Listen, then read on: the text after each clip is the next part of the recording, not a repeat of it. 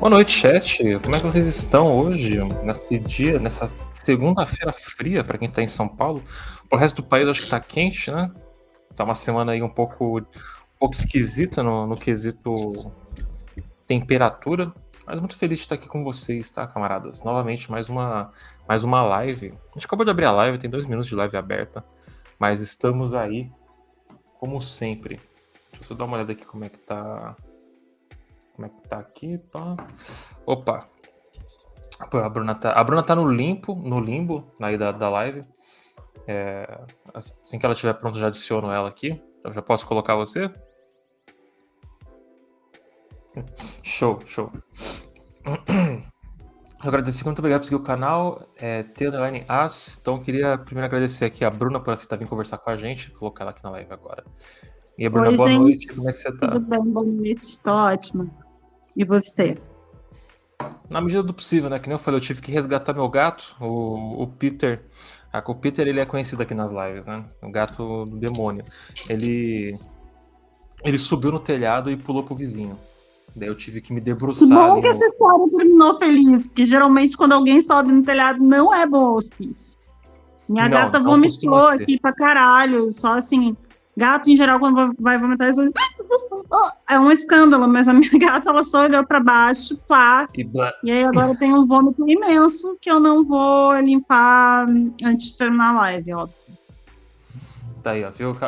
Quem tem gato sabe os problemas que os gatos têm. E nós apenas servimos a eles. Essa é a realidade. Tem que negociar ainda, né? Se eu tivesse pulado na casa do vizinho, era capaz de levar um tiro ainda. Porque, pô, imagine só eu pulando no telhado do vizinho pra pegar o gato. Putz, Seu sem vizinho é condições. bolsonarista? Ele é. Ele, pelo menos ele gosta de bicho. Mas assim, eu prefiro não arriscar. Eu tive que ficar negociando lá com ele, chacoalhando o sachê, falando: vem cá, vem, Peter, pelo amor de Deus, eu tenho uma live. Sai da casa desse bolsonarista, Peter. Pô, sem vergonha. Esse aí, pra quem lembra, acho que não sei se você sabe da história dele, mas é aquele gatinho que eu peguei no final do ano passado, que tava com as 2 patas quebradas, que ele foi atacado pelo lagarto e tal. Longa história. E agora nem parece que ele sofreu nada, ele tá aí completamente recuperado e fazendo bagunça e batendo nos meus outros gatos. Faz parte. Mas é isso, é bom que a gente comece a live já falando de gatos, né? Porque é uma coisa que a gente tem em comum, que é que a gente tem gatos, gosta de gatos. E, putz, é difícil às vezes. Eles têm um temperamento um pouco complicado, mas a gente dá um jeito. Mas Bruna, para quem não te conhece, Bruna Maia, você pode falar um pouquinho sobre você? Quem é você, Bruna, na fila do pão? Bom, gente, eu sou jornalista há muitos anos, e aí eu sou cartunista há 5, comecei em 2017. Pinto, faço pinturas em acrílica e guache, escrevo alguns roteiros e vou lançar um romance escrito com algumas ilustrações, a capa é minha, mas é um romance. Muito em breve, já está em pré-venda aberta pela Editora Rocco, chega às livrarias no fim de setembro e também está rolando uma exposição dos meus quadrinhos e pinturas lá na Nona Arte Galeria, que fica na Rua Augusta. Acabou a água dos gatos ali, mas vai ser só depois da live que eu vou colocar isso escandaloso. Daqui a pouco eles aparecem cobrando também. E eu quero falar um pouco sobre essa exposição, né? Tipo, é a primeira vez que você tem uma exposição feita assim, que com todas as suas obras, como é que foi para isso para você? Essa negociação, como é que foi essa abordagem, né? Ela tá rolando lá no Na Rua Augusto 1371, é Isso. uma galeria chamada Nona Arte, que é especializada em quadrinhos. Eu cheguei a fazer uma mostra virtual com eles durante a pandemia, mas que aí é só, tipo assim, uma postagem nos Instagrams, o catálogo e tal. E aí, esse ano, rolou a exposição física. Tem alguns quadrinhos, tá longe de ser todos, porque são muitos, muitos mesmo. Acho que deve ter mais de 1000. E aí eu escolhi alguns que estão no andar de baixo. E o andar de cima tem guaches, acrílicas e outras técnicas. Tem também a capa do meu romance, que é o Com Todo o Meu Rancor, o nome dele. e várias obras que eu fiz para ilustrar ele, colagem, pastel seco, acrílica e etc. E Não, foi bem perfeito. legal. Eu fiz lá, tive que ficar uns 3 dias finalmente organizando todos os meus quadrinhos por categoria, né? Arrumando, eles estavam ali muito mal armazenados. Aí eu comprei umas caixinhas para organizar, fiquei ali horas olhando, escolhendo os que iam entrar na exposição e os que iam virar fine art, e depois teve a montagem da exposição, que foi a parte mais legal, que você chega lá e compõe. Foi um bom processo. É incrível. E o nome da exposição é Louca Inestável. Acho que a segunda é em inglês, eu tenho uma péssima pronúncia em inglês. Inestable, Louca, né? inestable, é espanhol, na real. Inestable. Parece que é similar. Louca Em inglês Inestable. seria crazy unstable, Unstable, mas é louca verdade. inestable. E como é que foi a escolha desse? Eu tava lendo um pouco sobre, foi um mural que você viu, né? Como é que você deu esse nome para a exposição? Foi Aventuras Classe Média a história. Atenção para Aventuras Classe Média. Na época em que dava para viajar. Foi no Uruguai, que é um país que eu gosto bastante, aqui do ladinho, um país fofo demais. E em 2019 eu estava andando por lá na orla do Rio da Prata e eu vi uma pichação, na real, eu gosto muito de pichação, né? Eu acho que pichação é a única arte anticapitalista que existe, que dizia louca, ponto e vírgula, inestável. Eu adorei, tirei uma foto. E o meu romance tem essa coisa, o Uruguai é muito presente, porque o personagem vai para lá, né? Então eu fiquei com essa frase na cabeça, eu pichei aqui minha parede de casa com ela, e na hora de escolher o nome da exposição, Louca Inestável foi o que me veio na hora.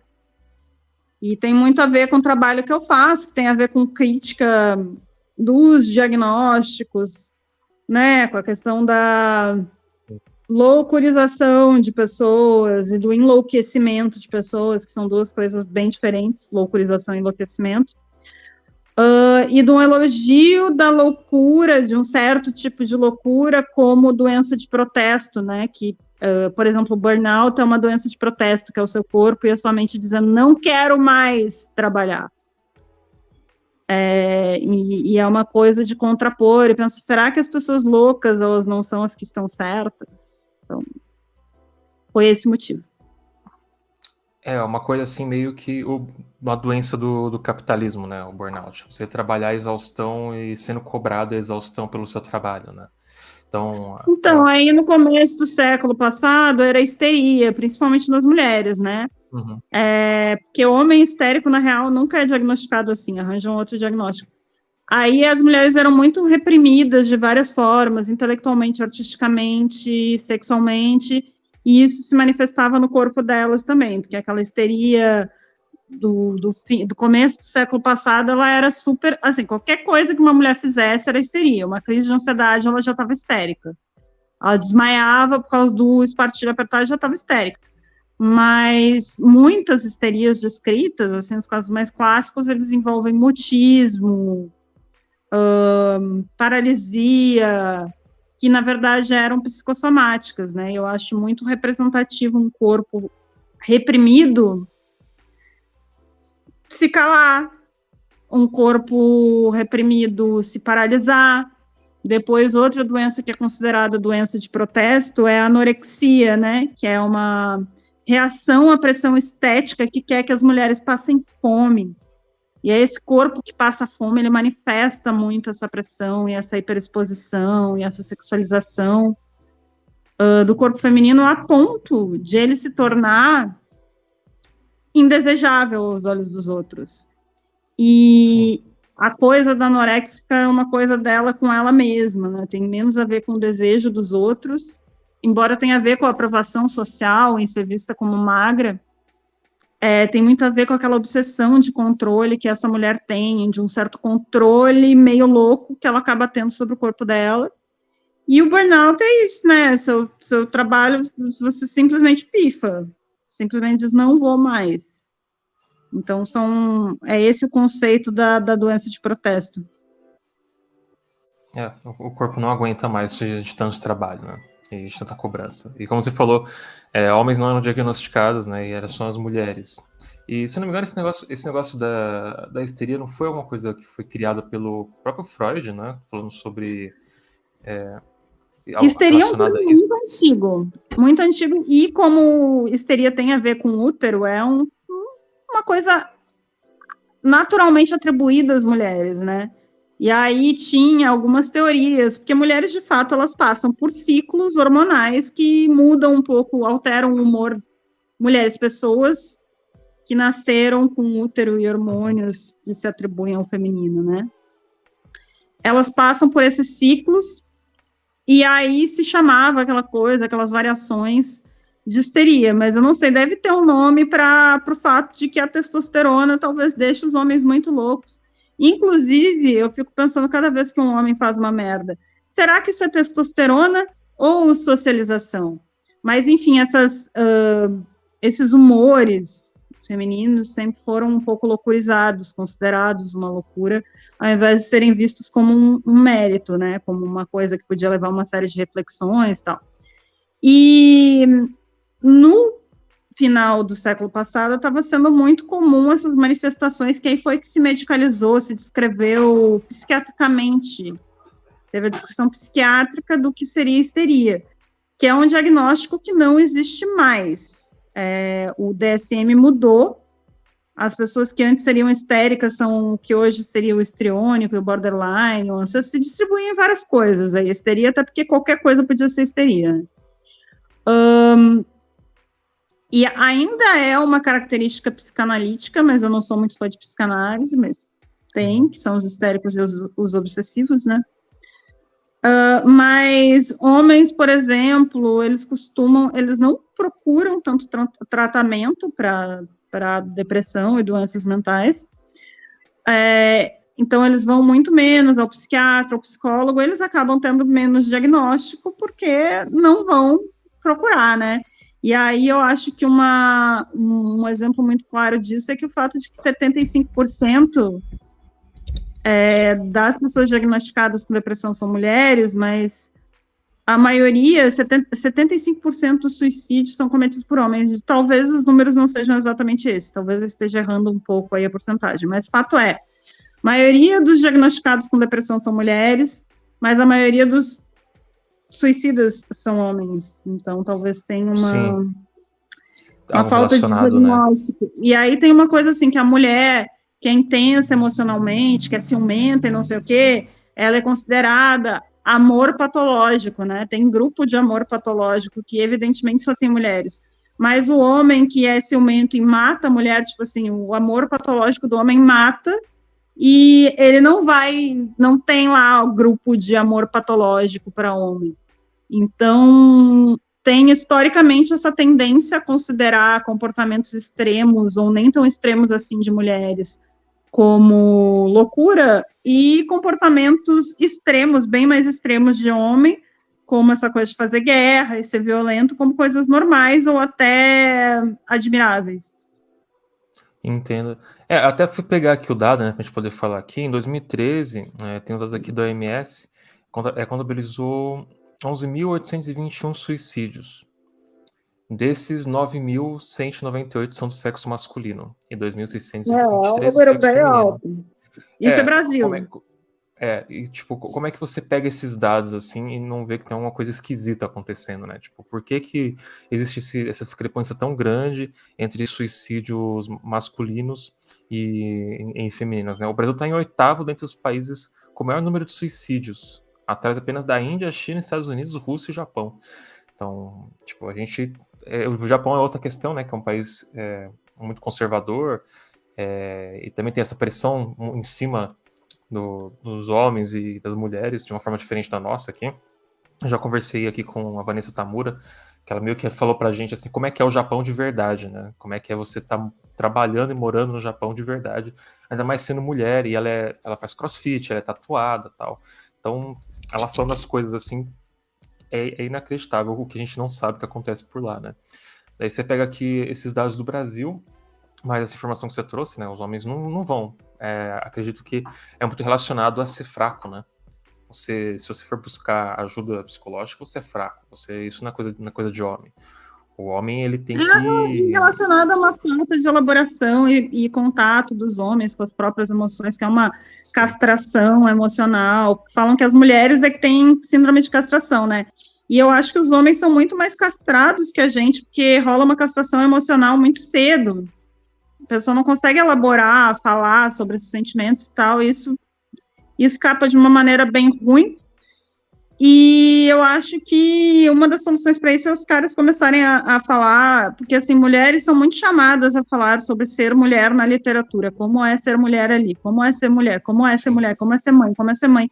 E aí eu acho que tá uma hora aí dos caras começarem a fazer painel de literatura masculina, discutir a construção do masculino, a masculinidade na literatura. Tá na hora de um homem se ver como uma subcategoria, como o outro também, e começar a discutir isso. De repente começar a criar exemplos mais de masculinidade mais positiva, assim, né? Tentando sair um pouco desse molde que foi criado para que o homem tem que se encaixar, né? Talvez isso reduzisse essa questão não só do suicídio, mas questão de violência, questão de como os homens tratam as mulheres na sociedade hoje, inclusive, também, né? Então, é toda uma questão de, como você falou, né? A socialização é algo que está na nossa sociedade há muito tempo. Se hoje no capitalismo a gente vê que a função que foi delimitada por ele era essa, né? Tipo, o homem trabalha, a mulher fica em casa e faz a manutenção do homem e para ele voltar para o trabalho e pague mais trabalhadores. Seria tão maravilhoso, porque a mulher, imagina se a gente só ficasse em casa, não tivesse que trabalhar além de tudo, jornada tripla. Saudade desse tempo aí, essa volta que o patriarcado deu, eu não aceito. Que aí, assim, a gente trabalha na rua, trabalha em casa, se bobear, até tem que sustentar o homem. Então, foi essa época, nunca foi. Para a maioria das mulheres, elas sempre tiveram que trabalhar. Esse negócio de mulher que não trabalha, só trabalha em casa, é uma construção de pós-iluminista, evidenciar, como é que se diz?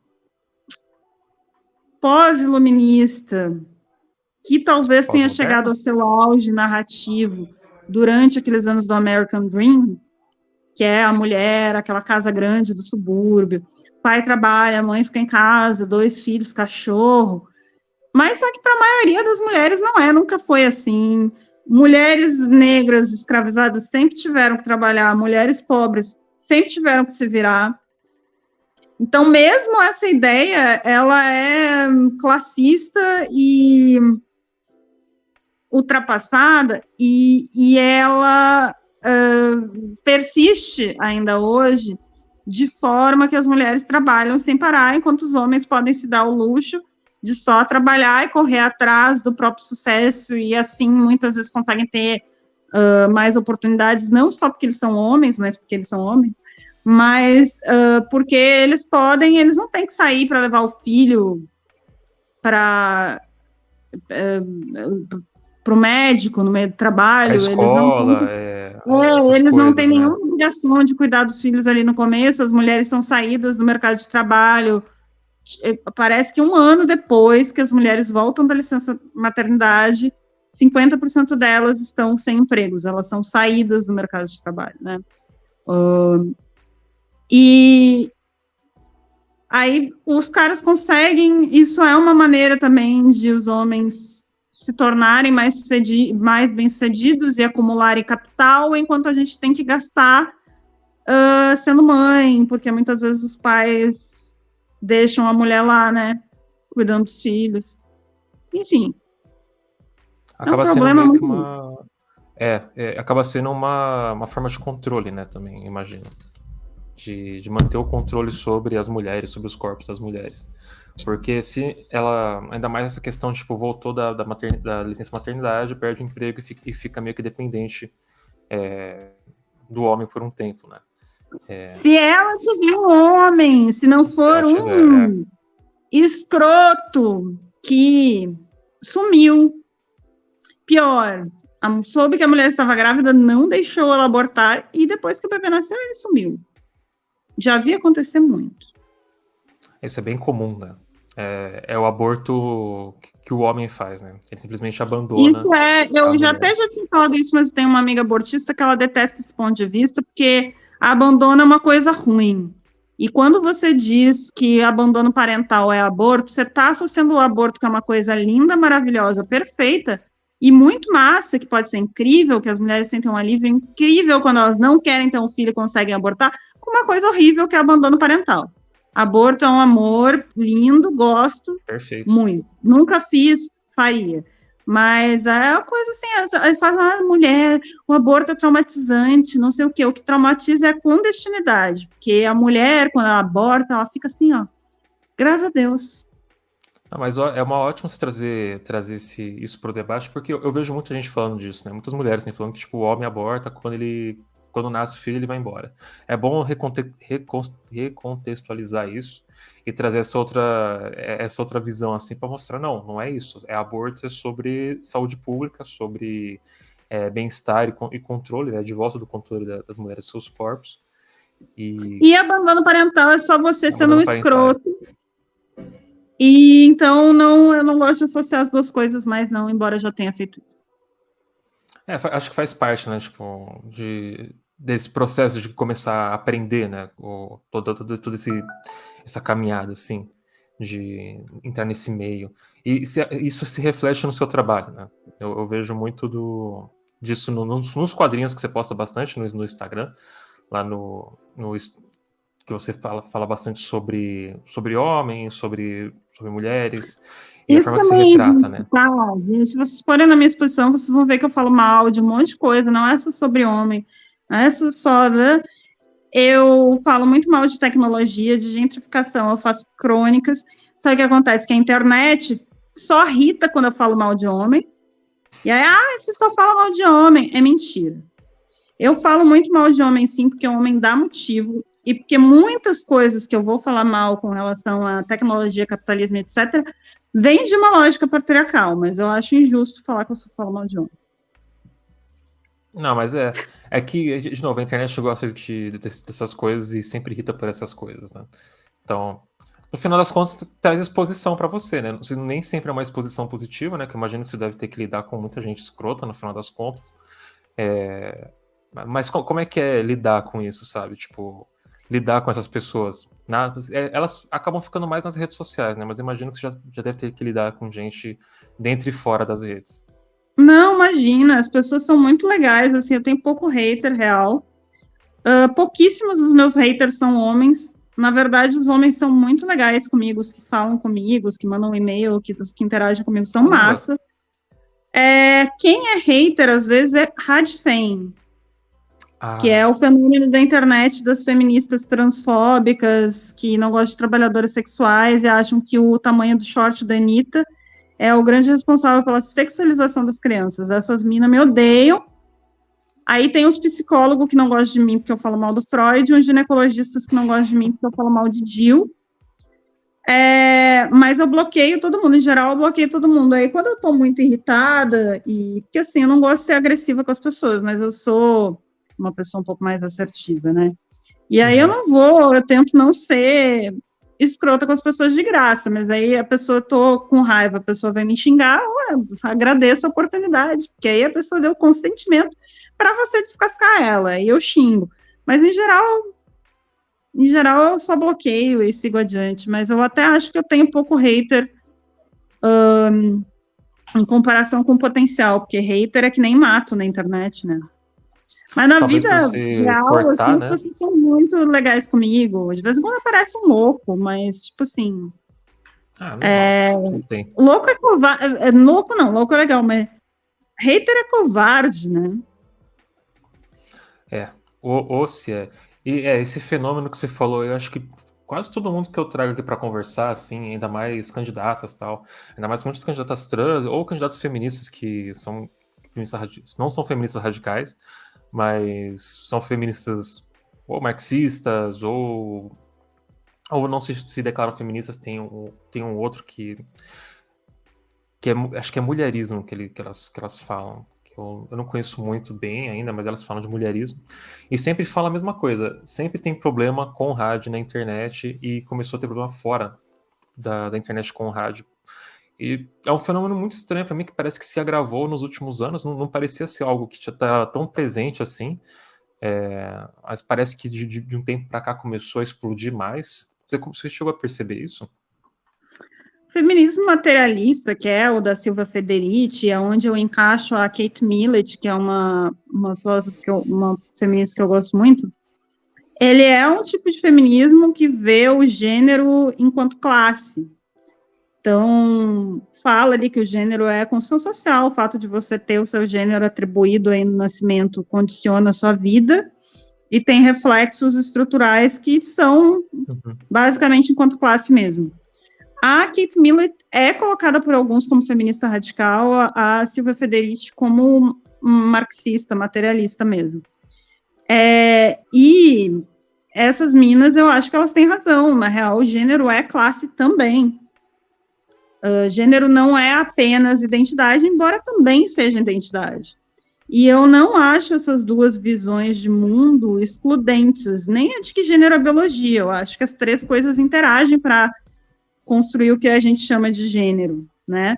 E essa coisa do gênero também ser classe e também precisar ser interpretado como um fenômeno de estrutura é uma coisa que, inclusive, atinge as pessoas queer, que são as pessoas que se identificam com outros gêneros além dos atribuídos.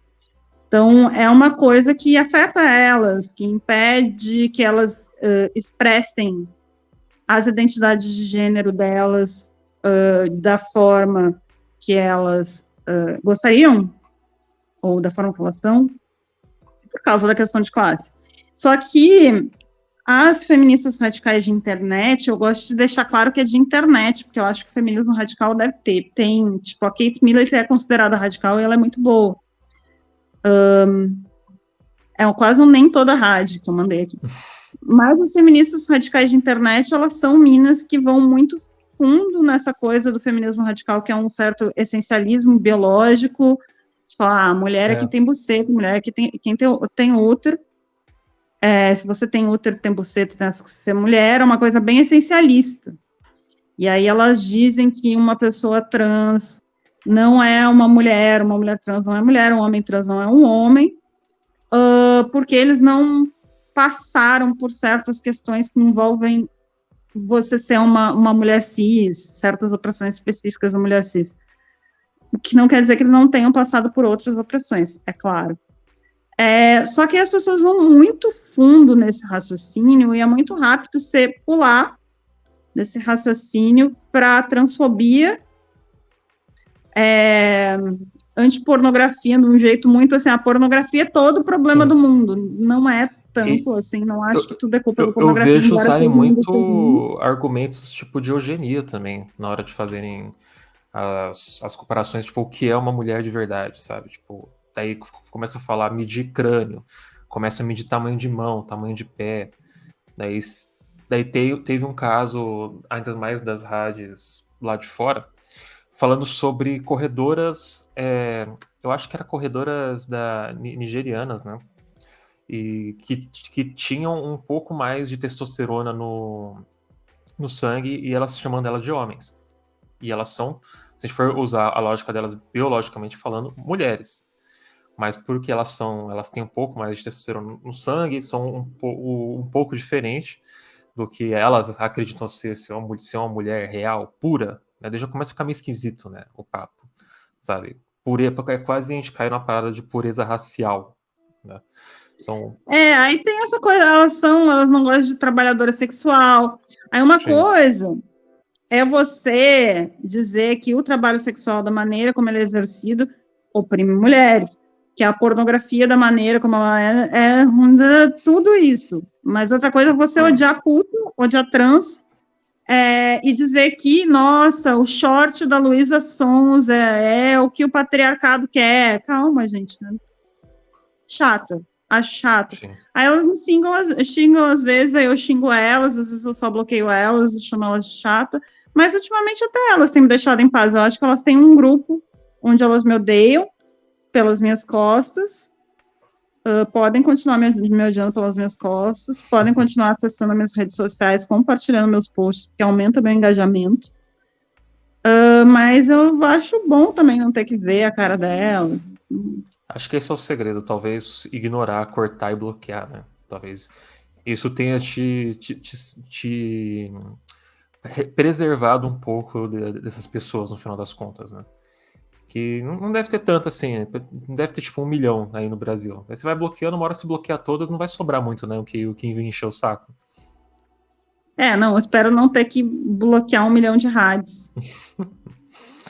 Vamos torcer para isso não chegar a acontecer, né? Porque, pô, imagina o trabalho ter que fazer isso. Pô, tinha que ter uma ferramenta para ajudar a gente nesse quesito, né? Mas voltando para sua exposição, eu quero falar um pouco sobre de onde vem a sua arte, assim, como é que foi que você começou a desenhar, a pintar, como foi o começo dessa sua veia mais artística? Acho que todo mundo tem um pouco ali que acaba no começo, só que acaba tipo deixando de lado para fazer algumas outras coisas que a pessoa acaba não desenvolvendo ela. Mas como foi para você? Eu nunca tinha pensado, eu até gostaria, mas eu tinha pensado que eu pudesse ser artista, mas aí eu enlouqueci, fiquei muito deprimida. Meus cuidadores mentais, psicólogo e psiquiatra, psicóloga e psiquiatra, me orientaram, me estimularam, começou a bombar, e aí os quadrinhos vieram dessas questões de saúde mental, dessas inquietações com relacionamentos, e dessas crônicas mesmo, dessas observações que eu fazia ali do meio em que eu vivia. Pintura já é um negócio bem mais legal, bem mais de boa, pintura é muito gostoso. Pintura eu comecei em 2020 a pintar só, e pintura é um negócio totalmente da paz, totalmente legal, que tem menos a ver com essas coisas de Sim. pensar demais, sabe? É uma coisa mais, é um processo bem mais gostoso de fazer. Escrita já é uma coisa muito natural, porque eu escrevo há anos, né? Eu sou jornalista há muito tempo, então a escrita sempre foi o mais natural, o mais fácil, um processo que eu mais domino. A escrita acaba fluindo mais. Eu gosto desse negócio da pintura que, como você falou, né? É meio que relaxante. Me lembra muito dos vídeos do Bob Ross no YouTube, que ele ensina meio que a pintar e fala que pintar é você só se divertir, se sentir bem, fazer uma atividade ali que vai exercitar a sua criatividade no geral, e que não importa o que vai sair daquilo ali. O que importa é o ato de fazer a pintura, né? Que não existe erro na pintura, que existe apenas acidentes felizes, né? Não é erro se for arte. É uma frase que eu vou colocar em breve. Mas o que não quer dizer que a pintura não tenha uma série de técnicas e procedimentos e processos que facilitam ali, tipo, galera que é fodaça da pintura, é uma galera que estuda muito, muito. Então não é só, intuição, talento, dom, deixa a minha mão me levar. Embora acho que para você conseguir fazer arte legal e de uma maneira massa expressar o que você quer, o bom é você conseguir unir essas duas coisas, unir um pouco da técnica sem deixar a técnica te dominar e dar espaço para essa fluidez e para essa naturalidade, sem ignorar o fato de que um processo pode te ajudar a expressar o que tu quer. Sim. Então, tem essa magia da pintura e da escrita. Eu sou muito a favor de escrever com estrutura, eu sou jornalista, e quando você é jornalista, você sabe que aquela fórmula do lead, formação principal no lead, aí você conta história, aí você chega no pé, que é a informação menos importante, que o editor começa a cortar pelo pé, que é o fim do texto. Às vezes o editor nem lê, só corta o pé. Então não é para ter informação no fim da matéria, você tem que pegar o leitor e dizer o que, quando, onde, como, porque essas coisas no primeiro parágrafo. E eu acho que isso é muito bom, na real, porque eu acho um saco ler um texto jornalístico que não me diz o que eu quero saber, rápido. E o jornalismo, ele te obriga a pensar a escrita de forma estruturada, que eu acho que é extremamente bom para quem quer escrever um romance, ou para quem quer escrever qualquer coisa. Então, recomendo estrutura, mas também existe escrita mais livre, que é uma escrita de mais fluxo de consciência, que também é um exercício muito legal. Acho que dá para fazer as duas. É um trabalho, assim, que se pode fazer. Eu também sou jornalista e essa questão da pirâmide invertida, que eles falam na faculdade, né? Que é você colocar tudo de importante mesmo no começo e aí o resto, quase ninguém chega ao final da matéria. Essa é a realidade, né? Tipo, a galera costuma Primeiro parar ali você nos fala, primeiros meu gato parágrafos. pulou no telhado, foi parar na casa do vizinho, tive que trazer ele de volta com sachê, depois você explica, meu vizinho é bolsonarista, meu gato é fujão, meu gato bate nos outros. É assim. E Que tipo, foi o que esse você foi o fez, primeiro. Guilherme? Foi exatamente, foi. Tipo, se eu fosse escrever como matéria jornalística, né? Eu colocaria até a idade do gato ali. Um gato branco, Peter, 8 meses, pulou no. E por aí vai, com medo de levar um tiro. Coitado. Mas óbvio que na escrita você não precisa seguir essa regra na escrita literária. Em algumas vertentes do jornalismo, eu também não, mas eu não gosto muito desse tipo de jornalismo, mas tem quem goste, né? Na Tem o escrita você jornalismo literário, né? pode contemporizar, você pode falar o que você estava fazendo, e de repente o clímax da história, você não começa pelo clímax, que é o gato pulando. Aí na escrita você pode estruturar da forma que você quiser ou não estruturar, mas eu gosto de estrutura. Eu estruturei todo o romance, planejei. Depois que tinha o planejamento, eu deixei fluir muito, muito bem, assim, deixei fluir mesmo. Mas eu tinha uma plena noção ali da história que eu queria contar e Era algo que você já dos estava, filmes. tipo, maquinando fazia um tempo já na sua cabeça? Eu imagino que essa não foi a sua primeira tentativa de escrever ou de criar um romance, né? Muita gente que Foi sim, foi a primeira, você nunca, tipo, escreveu, tipo, um conto, assim, daí foi... não, já Ah, escrevi contos, já escrevi crônicas, essas coisas, mas mais como exercício de faculdade mesmo. Nunca também. me peguei, assim, escrevendo o exercício da escrita muito. Os quadrinhos que eu faço são crônicas. Eu vou coçar meu nariz aqui um pouquinho. É que eu acho legal Os as quadrinhos que pessoas eu com os faço são quadrinhos crônicas, tanto que que o meu juntam os dois, livro né? parece que piorou, lançado pela Companhia das Letras, se chama Crônicas do Cansaço Existencial. Nos quadrinhos, eu já fiz muita narrativa longa, que é a história, né? Eu estou contando uma narrativa mais longa, que não deixa de ser um conto, uma história e tal. Mas o romance foi o primeiro que eu escrevi, sim. Não fazia sentido em contos, que eu acho uma modalidade de... Eu só acho que conto é mais fácil que romance. Mas você ser um bom contista é bem difícil. Eu, inclusive, quero fazer um livro de contos uma hora dessas. Eu acho que é mais difícil, você tem que entregar tudo muito rápido ali no conto. E romance eu sou muito obsessiva. Eu fico lá, tinha um cara falando no Twitter agora que a mente dele é em silêncio, que ele não ouve vozes o tempo todo dentro da cabeça dele. Aí eu fui lá e perguntei, cara, você deve ser muito feliz. Pô, pois é, eu vi isso também, eu fiquei assim, tipo, completamente... Como assim você não tem vozes na sua cabeça? Sabe? Tipo, Então, eu como que tenho você narrativas não tá intensas, ouvindo? filmes acontecendo simultaneamente na minha cabeça, filme real, oficial. E aí, eu ficava obcecando, assim, com umas coisas, eu às vezes me pego pensando assim, cara, eu queria matar aquela pessoa. Eu queria matar o senhor que ocupa um certo cargo importante. Eu não vou matar, gente, é só uma coisa que eu tô... Cuidado, hein? Poxa, Que a galera tá eu metendo não aí disse processo de quem, qualquer eu quero coisa. matar na ficção. E aí eu fico pensando assim, não, mas o que eu faria para fazer isso? Aí eu começo a pesquisar métodos, começo a pensar, não, esse método aqui funciona, mas como é que eu ia conseguir esse método sem deixar rastros? Aí eu fico imaginando.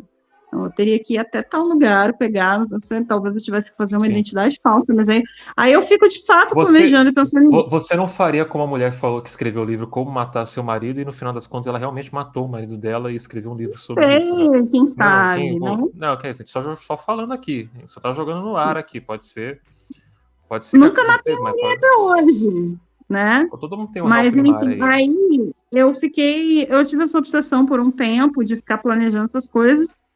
Aí passou alguns anos, aí eu comentei com a Clara que isso daria um bom livro. Aí eu fiz toda a estrutura do livro em novembro de 2020, tipo, fiz a estrutura de capítulos, fiquei pensando, e deixei para lá porque eu estava fazendo muitas outras coisas. Aí, em Sim. novembro do ano passado, o livro saiu. Aí ele foi escrito, o processo de escrita foi muito rápido mesmo. Tem escritores que escrevem bem aos poucos e a escrita demora muito tempo. A minha Sim. escrita é rápida, o meu quadrinho é rápido e a minha pintura é rápida. E com isso eu não quero dizer que eu faço tudo isso rápido. Quero dizer que o processo de concretização é rápido, mas o processo de elaboração é bastante longo. O Van Gogh que falava que ele não pintou, porque o Van Gogh pintava muito rápido, né? O Van Sim. Gogh, na época que ele morreu, ele estava pintando um quadro por dia já. E ele E morreu ele meio falava, que sem saber, né, eu não demorei 2 dias para pintar esse quadro. Eu demorei 2 dias mais 37 anos. Isso é importante. Esse aqui é o quadro que você pintou, que é a capa do livro, né? Isso. Aqui, Tá na minha exposição na Nona ele tá na Arte. exposição. O original tá na exposição ou tá o... O original tá na exposição. Ah, legal. Aí esse aqui é o livro, ó, com todo o meu rancor, que vai sair aí, tá em pré-venda na Roku. Procurem depois. Vou deixar os links aí depois para quem quiser ir atrás. Mas tô mostrando aqui um pouco alguns dos quadrinhos, alguns dos seus trabalhos aqui pra galera ter uma noção. A maioria tá na exposição também, que está muito bonita. A exposição vai até dia 3, né? Do mês que vem. Então, seguinte, dia 3 de setembro, a galeria fica aberta de quarta a sábado, aí de quarta a sexta é das 11 às 15, e sábado é da 1 às 19. Esse sábado, que é 13 de setembro, também é o dia do meu aniversário. Vai ter a finissagem da exposição junto com a Galeria Nona Arte, ela fica na mesma galeria em que fica a Ugra, que é uma loja de quadrinhos que realiza bastante eventos de quadrinhos. Vai ter o lançamento do livro da Elô D'Angelo sobre defesa pessoal e o meu aniversário e encerramento da exposição tudo ao mesmo tempo, então tá todo mundo convidado para ir lá às 3, sábado. Não pode perder, hein, chat? Tem que ir lá. Ainda mais se estiver em São Paulo, pô, é ali, já vai na Augusta, é tudo no mesmo caminho ali. Já faz a tour, daí termina depois indo pra Roosevelt. Vai lá beber uma cerveja um pouco cara, mas aí, você já veio pro rolê já. São Paulo é isso. Ainda mais ali naquela região. Fazer o quê? É um pouquinho... São Paulo pagar caro pro bebida ruim, é isso que você tá dizendo. É a realidade. Eu queria dizer o contrário, mas essa é a realidade. E você gosta de quadrinhos, Bruna? Eu gosto de consumir bastante conteúdo cultural, assim, varia. Então, assim, eu não sou aquela ficcionada por quadrinho que deu todo o Will Eisner, que tem a obra completa do Joe Sacco, dessas coisas assim, mas tem vários que eu gosto de ler, leio. Aí eu leio bastante ficção, também não sou a pessoa que lê 5 livros por mês. Eu, às vezes, leio muito e leio muito rápido, às vezes eu fico um tempão sem ler romance nenhum, às vezes eu assisto séries, passo um tempão assistindo séries, às vezes eu não assisto nada, às vezes eu consumo muita teoria, né, muito material teórico, não ficcional, mas eu gosto de quadrinhos, sim. Tem algum que é o seu favorito, assim? Vamos fazer o top 3 aqui, ó. A última série que você viu que você gostou muito, um quadrinho que você gosta muito e... vamos ver. Um filme. Só pra gente ter uma noção, assim, mais ou menos das suas influências. Putz, série? Faz muito tempo que eu não vejo uma boa, cara. Tá difícil mesmo. Que eu tenha ficado olhando, assistindo, concentrada. Pode ser série velha, pode ser, tipo, você pode falar, pô, eu gosto muito de Twin Peaks, gosto muito de Sopranos. Não gosto tanto de Twin Peaks, não, nem de Sopranos, mas eu gosto da Fleabag, mas deixa eu lembrar... Fleabag. Deixa eu lembrar a última muito interessante que eu vi, tá? Deixa eu tentar lembrar, assim. Fleabag e I May Destroy You são obrigatórias, mas deixa eu ver se eu lembro de mais alguma que tenha me tocado no coração. Eu nunca vi Fleabag. A galera fala pra assistir Fleabag e por algum motivo eu fico pensando nos normais, porque me lembra muito o esquema tipo de humor dos normais, assim, em algum momento. O Retrato Falado, né, da Denise Fraga, mas é muito bom, eu gosto muito de Fleabag.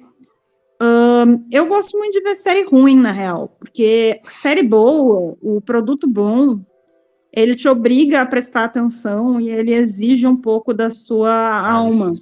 E aí, às vezes, eu só quero não pensar em nada. Então, nesses momentos, eu gosto de assistir série policial inglesa. Série policial nórdica é bom também. Só que série policial nórdica é muito existencialista, muito cabeça e tal. gosto de assistir série policial inglesa bagaceira, porque os ingleses são muito bons na ficção Não policial, tinha né? Eu algum sou uma... cachorro dessas, tipo, que passava na TV aberta, que era tipo um policial com um cachorro. E acho que era, não sei se era na Rússia ou era na. Porque tava dublado, não dá pra gente saber. Ou se era, Não tipo, na sei, Inglaterra.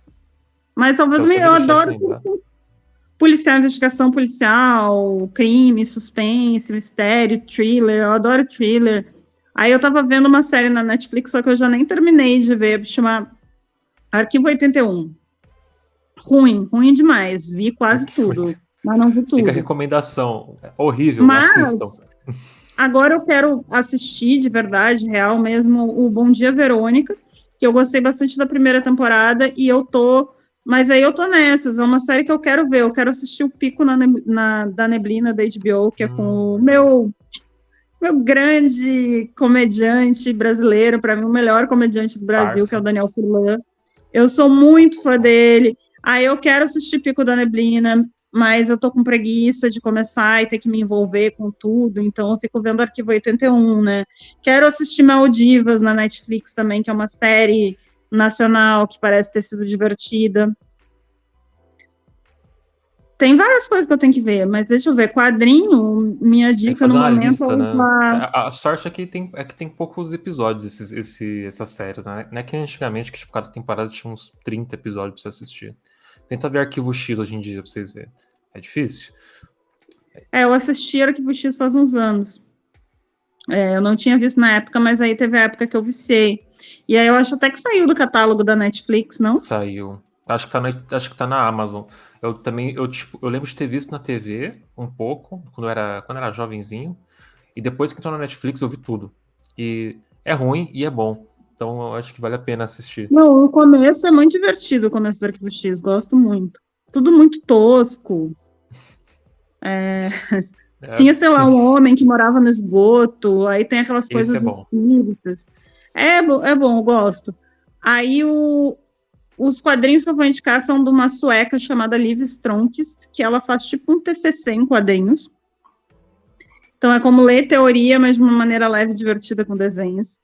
Aí ela tem um que se chama A Vulva versus o Patriarcado, que é uma história do órgão sexual feminino no patriarcado e etc. E um outro mais recente que chama A Rosa Mais Vermelha Desabrocha, que é sobre o amor no capitalismo. E filme, deixa eu pensar um pouquinho também, porque faz muito tempo que eu não vou ao cinema e não vejo um filme. Vai recomendar pra gente ver o Vingadores Guerra Infinita. Não. Eu vou recomendar o romance Garota, Mulher, Outras, da Bernardina Evaristo, e o A Pediatra, da Andréa Del Fuego, que são lindos. Andréa Del Fuego é brasileira. O Garota, Mulher, Outras é de uma escritora que eu não sei se é inglesa, é inglesa. Uhum. Não é americana, não, é inglesa. Filme. Tanto tempo que eu não vou ao cinema, gente. Eu fui ao cinema recentemente. Pode ser um filme que você viu no streaming. Hoje em dia, quem vai no Mas eu cinema hoje em quero dia, ir na no verdade? cinema com uma amiga minha ver Christiane F., drogada e prostituída, que relançaram um filme da década de 70, 80, que Aonde eu vai nunca rolar isso vi. aí? Tá rolando no Belas Artes. Ah, sério? Eu nunca tinha visto Christiane F. Aí eu fui ler o Christiane F. esse ano só. E aí eu vi a série da Christiane F. na HBO, que é uma série divertidinha, vi tudo, só que é todo mundo muito limpo e muito bonito, né? E aí é uma série que você assiste, todo mundo é uma gracinha, os cabelos lindos. Aí você vê que os atores são bonitos, limpinhos, e só colocaram umas cracas no rosto deles, assim, para eles serem os viciados em heroína. E heroína é um troço muito pesado, né? Uma droga intensa. E aí mas vi a série, fofa, assisti. Tem aquela coisa de Berlim, que é uma cidade que eu gosto muito, então tem essa coisa de mostrar a cidade e a cultura eletrônica de balada de Berlim. E aí eu li o livro da Christiane F. depois de véia, que ela escreveu o que aconteceu depois do primeiro livro. E aí eu queria muito ver o filme, que no filme parece que realmente todo mundo é muito ceboso, né? Ninguém toma banho, ninguém troca de Realmente roupa. pegaram pessoas ali que estavam Sim, prontas que pro eram papel. viciadas em heroína mesmo. E aí eu tô louca pra ver esse filme, mas vou tentar ir com a minha amiga essa semana, que a minha amiga é fã da Christiane F. Porque tem gente que é fã de tudo, né? É bem específico, né? Mas é bem legal, ótima recomendação. Olha, mais uma coisa pra vocês fazerem em São Paulo. Vocês vão ver a exposição? Bom, mas vai ser uma dica tão chata. Ah, não, Vai ser manda uma aí. dica muito boa. No momento, o último filme que eu vi que eu gostei muito foi o japonês que ganhou o Oscar, que é o Drive My Car, que é um Drive filme My que realmente é Car. difícil assistir, porque para quem não consegue se concentrar, para quem não gosta de coisas muito contemplativas, ele é um 3 filme horas de meio filme, né? lento, demora para engrenar. Para você ter uma ideia, a abertura, só o comecinho, o prólogo do filme, não, prólogo é que vem O depois. Prelúdio? Não, é o outro nome, o Epístola. Não, epílogo que vem depois. Não sei. O começo do filme, O o que começo do vem filme. Primeiro antes. ato. Primeiro ato do filme. Que é para introduzir o conflito real. Já demora 40 minutos. Só depois de 40 minutos de uma coisa bem. Você introduz, você põe os créditos de começo do filme. Mas é um filme muito bom, intenso, emocionalmente intenso, apesar de não parecer. E fala bastante assim sobre o Japão e a cultura japonesa e essas coisas assim, mas é muito bonito o filme. Eu Tava vendo aqui, recomendo, né? eu acho Só que é que Prelúdio tem no mesmo, hein? MUBI. É o MUBI, eu vejo filmes no MUBI. O Mubi é bem legal. Eu conheço uma galera que trabalha no Mubi, daí qualquer coisa eu falo assim, ô, manda lá uma sacolinha do Mubi pra Bruna, daí ela faz um jabazinho. Tem a gangue da sacolinha de mercado do Mubi. Todo mundo lá que Eu tenho horrores de sacolas de mercado de tudo, quero do MUBI também, gosto muito dos filmes. Mas só não vejo tanto. Eu gosto de ver filme de terror também. Eu vi terror aquele legal. Lamb, que é um filme islandês, e eu vi também uma série islandesa chamada Krafta. Crafta. Uma série islandesa bem existencialista que tem na Netflix, boa série, assim. Os nórdicos são muito pesados, e aí tem uma coisa louca na série, na condição de nórdica, que todo mundo parece excelente ator. E aí eu fico pensando assim, cara, como é que um país desse tamanho produz tantos bons atores? E aí eu fico pensando, A e eu família acho que na real Scargar é a inteira. língua. Não, acho que é a língua que não deixa a gente permitir muito que eles estão sendo Interpretar. canastrões. E o fato deles serem muito frios culturalmente, não é uma cultura muito dramática, é todo mundo distante, frio, Sim. assim. E aí é mais fácil você interpretar bem quando você não tem que fazer a Regina Casé emocionada se atirando no chão. Quando você não O tem que brasileiro é um interpretar povo mais muito de uma emoção, emocionado. é mais fácil, né? Você ser ator. Daí você fica só no monotone. Não é esses países aí que teve a discussão no Twitter lá de tipo chamar a galera pra tomar café, mas não chamar a visita, tipo um negócio assim? Então, eles de fato são países, eles são muito econômicos com comida, assim. Não é uma coisa. Aí vieram falando, porque a Europa não tem cultura de comida como afeta no Brasil. É uma grande idiotice, porque eu falo que tem a Mentira. editoria no Twitter, que é a galera que foi fundo demais no discurso decolonial.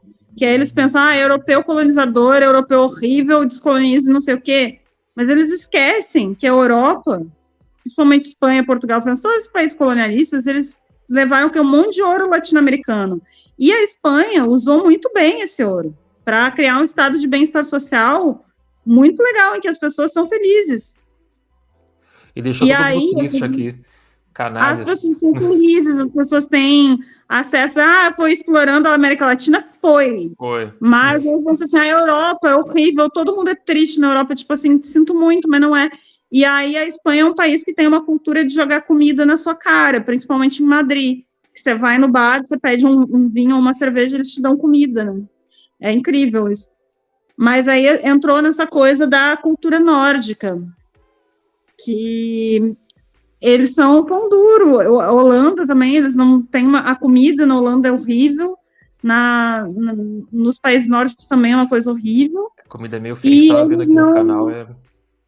Eles não chamam a pessoa, a não ser que eles te chamem, marquem 2 semanas antes, vem daqui a 2 semanas, jantar na minha casa e diga quantas batatas você vai comer, Se você tá lá, se você chegou por algum motivo na casa deles, eles não te convidam para comer. Aliás, eles odeiam que você chegue sem avisar na casa deles. Eu também odeio. Me avisem. Perguntas podem. Mas, e também nunca tem comida, mas é porque eu não vou no supermercado mesmo. Quando a gente pede o iFood, tá tudo certo. Então. Mas quando tem dinheiro para iFood, né? Mas as séries islandesas, eu fiquei pensando, gente, a vida na Islândia deve ser muito ruim, velho, porque é frio, as pessoas só pegam feno, aí, tipo assim, o tempo todo as pessoas indo naquele lugar de animais, o silo. O silo onde você guarda, tipo, os grãos, né? Acho que é barn. Como é que é barn em português? Eu não sei, mas é isso mesmo aí que você tá pensando. Aí as pessoas vão lá, aí elas dão comida, ordenham as vacas, dão feno para as ovelhas, e a ovelha tem o filho do demônio, que é o caso do Lambe, e aí elas comem só bacon, que é gostoso, uma delícia mesmo.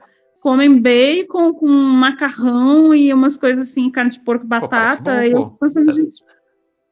Até aí tá tudo bem.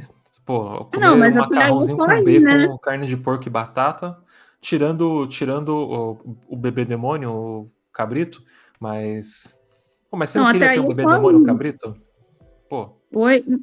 Se eu lembro que é o filme, na verdade é a ovelha, que tem um bebê que é um corpo de humano com a cabecinha de ovelha, que é muito bonitinha.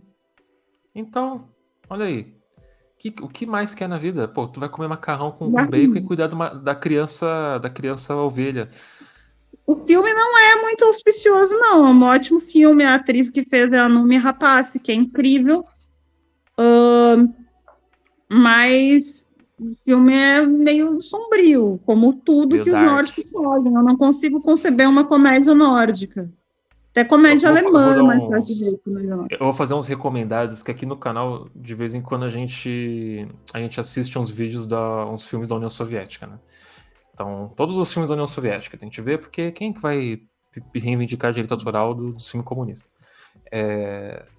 E é muito grande os gêneros assim, que eles trabalharam, assim, até não parece que foi durante a União Soviética, parece que tem coisas que eles passaram assim, que você fala, pô, será que não iam censurar isso? Que é a visão que a gente tem daqui, né, de como é que era. O Homem com uma Câmera, do Dziga Vertov, que é um filme que eu acho muito louco, eu acho incrível aquele filme. Eu colocaria ele numa noitezinha, eu colocaria ele com um techno no fundo, assim. Eu acho Vou muito recomendar pra você ver. Muito Como você gosta desses filmes nórdicos, você vê praticamente toda a filmografia do Tarkovsky, então, né? Do Andrei Tarkovsky. Então, eu confesso que acho Tarkovsky um pouco chato demais, mas já que eu tô nessa onda, filmes lentos, talvez eu até consiga. Eu gosto do Bergman, né? Que é nórdico também, que é uma coisa muito existencialista, mas filme soviético, filme russo, eu ficava mais no Tarkovsky mesmo. Tem um que é sobre o Rasputin, que é um filme russo, sobre o Rasputin, que eu vi uma vez, que é uma loucura. É interessante, porque o Rasputin é essa figura muito maluca da história russa. Muito doida. Aliás, quando rolou a Revolução Soviética de 1917, a Rússia imperial lá estava passando por uma situação meio que nem a que a gente vive agora. Na real, quando rola essas rupturas, essas revoluções, em geral é porque o status quo tá muito maluco, velho. Era uma família muito doida, com um guru muito doida, tipo assim, família Bolsonaro com algum bispo maluco que é guru deles também. Aí o galera bispo que, tipo, comia se a machucasse, Catarina. sangrava até a morte. Eles tinham uma doença no sangue, né? Que se se eles fizessem qualquer cortezinho... Hemofilia, que chama. Eles sangravam porque... Bom, adivinha, né, gente? Eles eram de família real, né? Família monarca. Endogâmico, todo mundo era feio. Falam lindo como um príncipe. Aí você vai ver as pinturas dos príncipes, todos são horríveis, eles não têm mandíbula. Descobri que tem uma coisa chamada da Habsburg Jaw, que é a mandíbula dos Habsburgo, que é uma família aí real com muita endogamia, que consistia em não ter mandíbula, né? Não ter queixo. Incesto. Tristeza. Primo, filhos primo, essas coisas assim. Nossa, mas fica as Por isso dicas que os culturais. ingleses estão usando, os ingleses estão aí agregando a família real, Não, plebeiros, variabilidade para genética, né, colocar meu? uma variação genética ali no meio. Eu lembro até hoje de quando vazou as conversas da família real que eles estavam preocupados com a cor da filha, né? Do filho deles. Quando ele nasceu. Os dois aí, esqueci o nome deles, porque eu não fui Do muito. Harry e da Meghan. Ficaram falando, ele não vai sair branco, né? Eles falavam. Daí você vê a criança, pra criança eles são muito racistas. Essa é a realidade. Eles Então, mas são. é que na real eles meio que acolheram a ideia de ele casar com a Meghan justamente como uma questão publicitária ali de É, propaganda, de inclusão, porque o Reino Unido tem muitas pessoas negras, né? Isso é sim, uma outra ideia que as pessoas têm da Europa, que é essa coisa que é um continente lotado de brancos, só que tem muito imigrante na Europa, então tem muitos descendentes de africanos, africanos e descendentes de africanos, muitos turcos, muitos muçulmanos, às vezes em segunda, terceira geração, e isso é uma super questão social para eles. E a Inglaterra é um país extremamente diverso, tem muitos sim. indianos, com muitas pessoas de origem africana, Gana, etc. Então, eles meio que aproveitaram para acolher isso, para incluir essa parcela relevante da população, só que, de repente, em algum momento, não, né? Inclusive, se vocês quiserem comer bem na Inglaterra, vocês procuram o restaurante dessa galera, tá? Que a gente tava vendo aqui uns vídeos de culinária inglesa. É bem triste. A gente viu Não, mas é desde. gostoso, cara. É que assim, é que é Ah, é feio. gostoso? Mas assim, a culinária inglesa, eles têm uns pães, uns doces, uma confeitaria Não, bem gostosa. doce tem bastante, a gente viu isso. Agora tu não vai me E tem convencer a assim, tem comer o a. kidney pie, que é aquela comida de pub, que é a torta de rim, etc., que não é muito falar, mas é gostosinho. E o café da manhã inglês, que é o English breakfast, todo mundo posta, que é horrível, que é um feijão com uma salsicha, Feio é muito demais. bom. É que A sempre gente posta viu as como é que fotos faz a feias, né? morcela. Comida feia. Mas É muito realmente, feio. a Inglaterra você come extremamente bem comidas indianas e de imigrante mesmo. Mas eu não acho Eu vou comida inglesa tão mostrar. ruim. Comida americana que é ruim, gente. Estados Unidos é Não, foda. os Estados Unidos só Inglaterra é tem bom. uma região que você come bem, que é o sul. Tu pega lá os redneck e a culinária ali de New Orleans e tal, que a galera sabe cozinhar porque eles sabem usar tempero e comem comida de verdade. O resto dos Estados Unidos tanto que tem muitas matérias e muitos estudos sobre os desertos alimentares nos Estados Unidos, né? A galera não tem acesso à comida, sabe? Tipo, Óbvio que você vai lá, um país rico, né, gente? Você vai lá, vai encontrar lugares incríveis para comer, né? Nova York vai ter excelentes restaurantes. Mas a comida do dia a dia, o arroz e feijão deles é bem ruim e bem é caro. bem qualquer coisa. O que eu queria te mostrar, a gelatina de enguia, que a gente tava vendo aqui outro dia. Que é uma coisa. Mas isso colodete é uma comida russa, chama colodete, né? Não, isso é da Inglaterra. É uma coisa que eles comiam muito lá. É até Então, que é praticamente tipo uma extinguir. geleia com os peixes dentro, é isso? Uma Não, mas geleia de colágeno. é literalmente gelatina. Gelatina com. Sim, É como uma se você pegasse gelatina uma. salgada com peixe É, dentro. Mas já você que gosta da União Soviética, você fica sabendo que isso aí não tem a ver com inglês, isso aí é coisa de russo. Você procura aí o prato vamos ver. kolodete. Kolodete. Como é que se escreve? CK, Kolodete é deve um ser prato, K, é né? uma comida típica russa. É horrível a aparência. Eu já até queria comer um dia, mas eu não sei se eu ia gostar, não. Porque Kolodete apareceu uma moça, uma senhora. Eu acho que eu escrevi errado. É... Um K, tia Colodete. A tia Kolodete. Co, Colodete, com TH no fim. Daí agora apareceu Colodete. uns manos de máscara. Pera aí, tem uma coisa de errado aí nessa comida. Ah, é porque o Google tá ruim. O que tá de errado é o Google. Deixa eu ver aqui. Colodete. Ah, é só Colodete com um H depois do K. Eu, é, KH Ah, então é Lodete. E isso. apareceu. Ah, mas não é isso. Esse aqui também é feio. Esse aqui também é terrível, eu não comeria. A gente viu muita culinária Yakut aqui, né? Da galera de Yakutia, lá no dos lugares mais frios do mundo, ou o lugar mais frio do mundo, eu acho, né? Agora esse Colodete parece que alguém pegou uma gelatina e jogou tipo um Gomes da Costa em cima e serviu Mas no é que prato.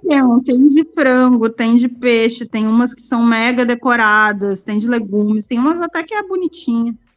Essa vendo também piora. Tem umas de peixe, que é horroroso de ver, que você vê o peixe boiando no meio do colodete. É horrível. É a comida mais feia que existe. O pessoal É fala esse que aqui, ó. cuscuz paulista é feio, mas colodete é mais feio. É isso aqui, ó. Sua câmera travou, inclusive, enquanto a É gente tá porque falando eu tô procurando foto de colodete, deve ser por causa Ah, disso. tá. Mas aqui eu achei aqui ó, mais algumas, ó. Abrir mais de uma nova guia. Ó, isso aqui, ó. Ó, que bonito. Deixa eu tentar Aí. voltar e dar algo que eu não sei cadê o link. Não sei se Achei. você tá na live, tipo, você tá falando, mas você tá, tipo, sua cara tava, É tipo... que você escolheu um colodete, você tá querendo defender a Rússia e você escolheu um colodete bonitinho. Eu tô procurando um colodete mais feio aqui, então, vai. Vamos tentar não ser clubista aqui. Deixa eu ver se eu acho um colodete mais feio. Cadê o colodete? Aqui, ó. Aqui, ó. Tá vendo? É tipo um pudim de carne. Não é tão feio, vai. A gente já viu comida mais feia. Tipo, a galera falando do cuscuz paulista, vocês não falem do cuscuz paulista, Eu não tenho tá? nada contra. A Ele é galera feio, acha mas feio, eu acho normal. ele é feio, mas é gostoso. É que a galera tá acostumada a comer o cuscuz paulista, que é o com sardinha, né? Mas a galera costuma fazer o original, acho que é com camarão. Vai com uns camarão grande assim, dele no lugar da Ah, sardinha. sardinha, camarão, tudo é bom. Não é a minha comida favorita, mas eu comeria feliz. É o que tem, a gente come. Não tem essa não tem frescura. Agora, a gelatina de enguia eu fico um pouco com o pé atrás, né? Talvez eu não comeria. Mas foi. Eu não comeria também, mas eu queria provar um pedacinho de colodete, mas eu acho que eu ia cuspir Sim. na hora, porque muito. Eu já não gosto de gelatina. E na verdade é isso, eles fazem uma sopa de osso que libera aquele colágeno, e aí eles Sim. colocam as coisas dentro.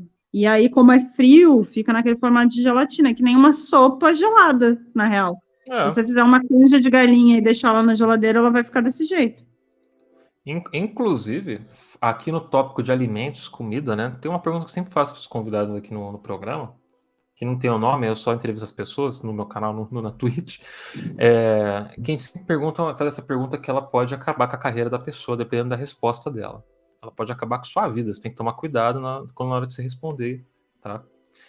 Que é a seguinte pergunta: qual que é o seu sabor de pastel favorito?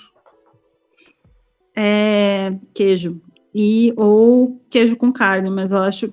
Só que o problema é que é difícil achar um Boa pastel escolha. de queijo que seja bom. Porque, primeiro, que o laticínio no Brasil é uma tristeza que está acontecendo. Eu já não como mais queijo.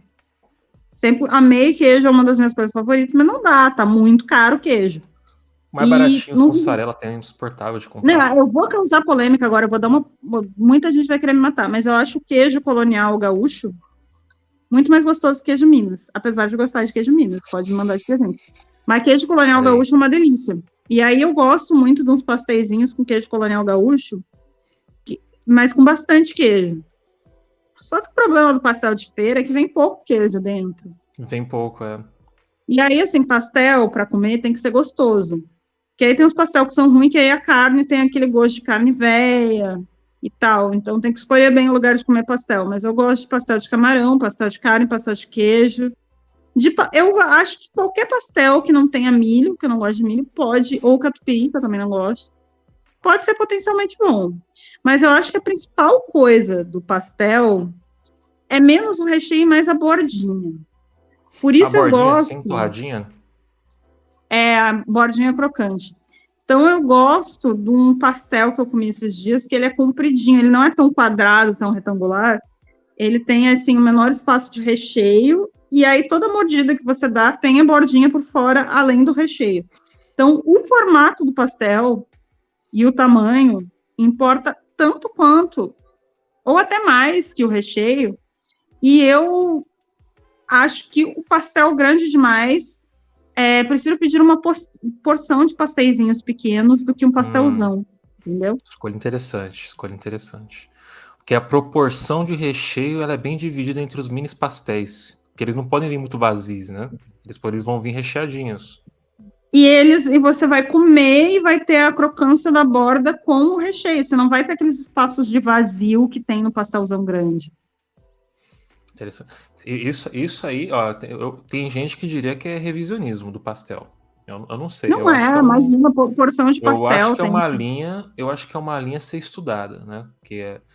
Eu acho que o pastel ideal é o pastel A4, que é um pastel muito Do grande com muito tamanho de uma recheio. folha A4.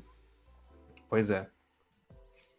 Então, você não arriscaria um pastel do tamanho de uma Uma folha folha A4? A5, não, jamais. A5, primeiro que eu não consigo comer tudo isso. Eu pediria uma porçãozinha de 6 pastéis, 3 de carne, 3 de queijo. E uma Estela. Uma Estela, é bom. Essa porçãozinha aí, para quem for beber aqui em São Paulo, né? Já colando lá no. Você vai fazer o rolê, tu vai pro Cine Belas Artes, ver o filme que a Bruna recomendou. Do Cine, você desce a Augusta, vai ver a exposição, vai comprar o quadrinho, o livro, né? Daí, saindo da exposição, você vai pra Roosevelt, sentar num bar e vai pedir uma cerveja e uma porção de mini pastel. A cerveja e a porção de mini pastel vai ser a parte mais cara de todo o rolê que você vai fazer. Vai sair aí uns R$ 60 essa brincadeira, Por tá? aí. Então, ó, já faz aí a sua programação. Vai ser um dia de muitas emoções. Mas o pastel foi uma boa escolha. Uma boa escolha. Só que a questão do queijo, porque assim, realmente, aí você se comprometeu um pouco aqui, mas você é polêmica, negócio de polêmica. Então você trouxe aí essa polêmica do dia. É que o queijo colonial gaúcho, ele não é muito conhecido no Sudeste.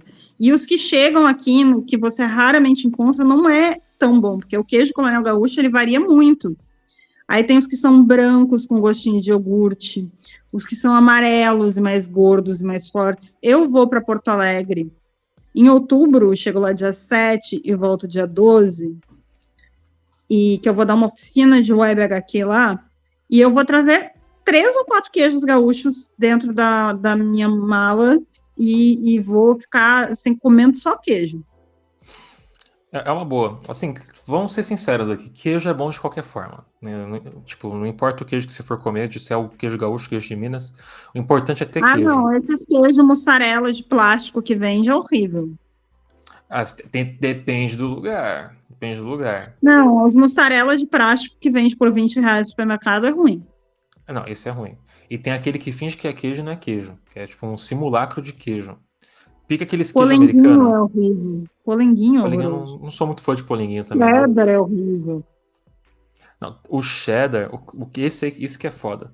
Porque eu acho que não existe queijo cheddar de verdade no Brasil. Porque todo lugar que eu vejo que coloca cheddar em alguma coisa, não é cheddar.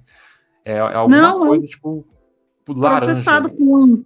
Mas o cheddar real, eu sei um lugar que tem, que é o Cheddar, Zedeli. queijo sabor laranja. O Zedeli tem uma comida muito boa, que na época que eu era empregada, eu podia comer às vezes, que é uma batata frita com cream cheese, pastrame e cheddar. E aí é o cheddar, cheddar. E é bem bom, mas não é uma coisa que eu comeria assim, ó, gente, amo cheddar. É uma coisa que só de vez em quando, ele, na Enjoativo. verdade, eu nem faço tanta questão do cheddar, eu prefiro o creme azedo que tem. É bom. Creme azedo. Mas deve estar uns R$ 200 agora, gente. Você pode substituir o cheddar e o queijo no geral por nada, né? Você vai ter que comer as paradas sem queijo, porque tá caro. E o pastrame, o melhor é comer só a batata. E na air fryer, porque você não gasta com Não óleo. gasta óleo. Puta, mas daí você bota na airfryer, você gasta com energia elétrica também, que tá na bandeira vermelha 3. Então você tem que pensar, pô, Muito economizo no óleo? difícil. Você tem que começar a ser crudívoro, comer cenoura que dá para comer crua. Pois é, ou deixa no sol, né? Tipo, de repente o sol aquece o suficiente ali pra chegar a um ponto de cozimento, né? Dependendo da época do ano. Daí. Fazer um foguinho com sol numa uma lente, um fogãozinho a lenha. Só Meu, essa, cuidado. essa, essa é a realidade, para não botar fogo na sua casa, né? Faça com a ajuda de um profissional. Esse tipo de coisa. Cara, a gente tá falando de como a gente deu uma volta no assunto, gente começou falando sobre a exposição, falamos bastante dela, falando um pouco sobre o teu trabalho, um pouco sobre Mas o você, como objetivo do começou. tweet não é só ficar falando coisas aleatórias, as pessoas ficam É, vendo, não, isso então tá certo. costuma ser, costuma ser. A gente costuma dar quando a gente tem convidado, a gente costuma dar um direcionamento, né? Que a gente tem aqui. A gente começou falando sobre sobre a sua exposição, sobre o seu livro que tá para sair, sobre você. Você é o assunto da live de hoje, né? A live é toda sua. Você pode falar do que você quiser. A gente pode, o assunto que Porque vier. eu não precisei gastar com terapia hoje, né? Aí, viu? Tô aqui aí. Então, cara, sobre mim, Qual é a sua cor esse grande favorita? universo que sou eu, sobre mim é isso, gente. Consumam meu trabalho, me sigam no Instagram, que é instagram.com da Bruna Maia, no Twitter é da Bruna Maia também, da Bruna Maia. Meus quadrinhos estão no Instagram e eu tenho algumas publicações. Eu tenho 2 zines independentes, que é o Manual da Esposa Pós-Moderna e o Novinho de Sebo. Os 2 estão disponíveis para Kindle e também estão disponíveis de forma impressa na Banca Tatuí, na El Cabreton. A Banca Tatuí envia para todo o Brasil, tá? Então dá para comprar lá. Na minha exposição de pintura, tem para vender.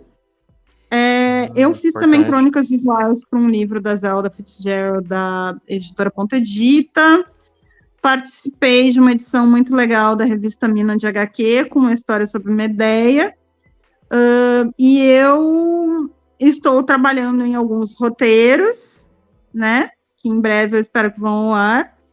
E o meu romance, que é o meu neném, meu xodozinho, é a coisa que concentrou toda a minha energia aí durante esse ano, porque eu escrevi ele ano passado, mas todo o processo de edição, publicação e todas as pinturas e ilustrações que eu fiz nesses últimos meses. Ele está em pré-venda pela Roku, e eu, para ser muito sincera, eu acho que pré-venda, em geral, não vale a pena. Mas essa vale muito a pena, muito mesmo, porque o preço do livro está R$50, que, enfim, é um preço que, infelizmente, para livro, hoje é considerado barato, porque os livros estão muito caros, o papel subiu, se for ser livro... Meu livro de quadrinhos, por exemplo, o Parece que Piorou, ele tá R$75 o preço de capa dele. Você consegue na Amazon por menos, mas infelizmente nas livrarias é o preço que tem que ser, porque senão não paga as contas, né? Porque ele é colorido, é cores. Já Com Todo o Meu Rancor, o interior dele é preto e branco, então, mas assim, acho que R$50 está um preço justo para um livro. Tá bom. E vem 2 brindes de fato muito bonitos, que são 2 pinturas minhas, é um pôster e um cardzinho. E é um livro muito louco, eu vou falar aqui sobre não vou poder me estender tanto, mas Não, eu a vou gente está falar sob sobre embargo. Não é embargo, eu vou largar bem a real, pior que eu já falei bastante, eu postei 2 vídeos no meu canal do YouTube, que eu abri hoje, que é da Bruna Maia, em que eu leio 2 trechos do livro, mas a real é que vai ter uma entrevista exclusiva sobre o livro na imprensa, que vai ser só sobre o livro, tudo sobre as questões do livro e da personagem, etc., que vai ser daqui a algum tempo, mas eu já posso falar o que já está divulgado, que é o tema do livro, né, e que é a orelha do livro, e que é tarará, que é a história de uma mulher que se vê com uma grana na conta, já começa assim o livro, ela conseguiu ser demitida, e ser demitido quando você é CLT é uma delícia, né? Aí ela recebeu tudo isso, e ela tinha passado por um relacionamento horrível, e ela decide usar esse dinheiro para se vingar do ex. E a maneira que ela vai se vingar do ex envolve identidade falsa, medicamentos, drogas, viagens e muita maluquice. E é um livro bem louco, quem leu achou ao mesmo tempo muito engraçado e muito perturbador. O pessoal que leu realmente falou muito bem, e eu estava lendo ele hoje e acho muito bom, não é porque fui eu que fiz, então é um livro que eu recomendo. Não, fica as indicações, procurem aí, viu? Tá, comprem o que tá na pré-venda, fiquem de olho aí nos lançamentos, né? E quando acabar a pré-venda, ele vai acabar indo para as livrarias, né? Mas aí vai ser sem os brindes, se você Vai quer o ser sem os pôster. brindes, é. E quando for para as livrarias, vai rolar o meet and greet com a autora? Evento de lançamento, vai ser provavelmente ou dia 30 de setembro ou dia 14 de outubro. O problema de 30 de setembro é que vem as eleições 2 dias depois, né? Então a gente está pensando ainda se a gente vai fazer antes ou depois da eleição, que eu espero que acabe logo. Não, estava morto Lula ontem? Estava um pouco. Não é o mesmo Lula. Né? O Lula tava falando, porra, olha o que vocês me fizeram fazer, tô tendo que fazer isso aqui de novo, eu só queria estar aposentado, fazendo amor com a Janja, indo pra praia tomar cerveja. Nadar, pô, vai ter que a botar Simone o país no lugar Tebet de novo. ganhou o debate, né? A Simone Tebet mandou muito bem, ficar se for para o ministério.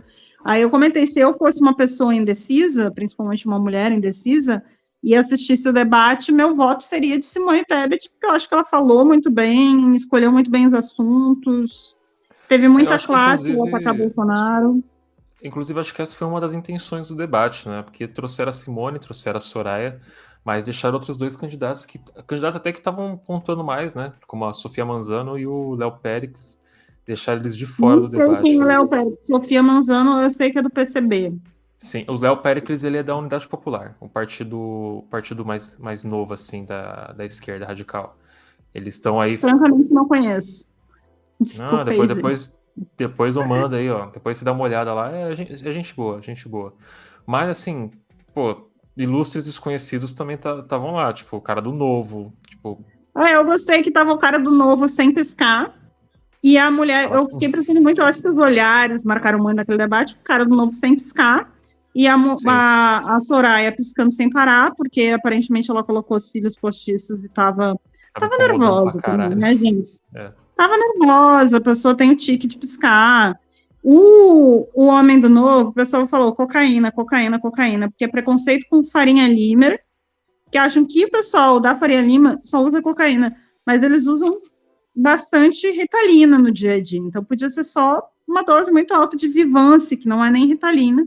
Vivance é um medicamento muito utilizado naquela região da cidade, que é tipo uma Ritalina. Eu entendo tudo de remédio.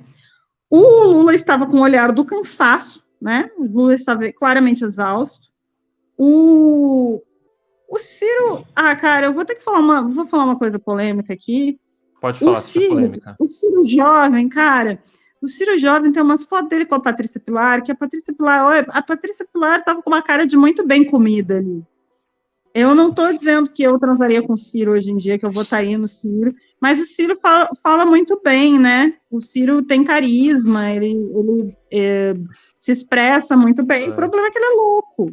E é uma pena, porque ele podia ser um excelente ministro da Educação do Lula se ele parasse. A campanha dele tá foda, né? Tipo, o direcionamento da campanha dele meio que só prejudicou do que ajudou. Acho que tirou mais voto do que trouxe, né?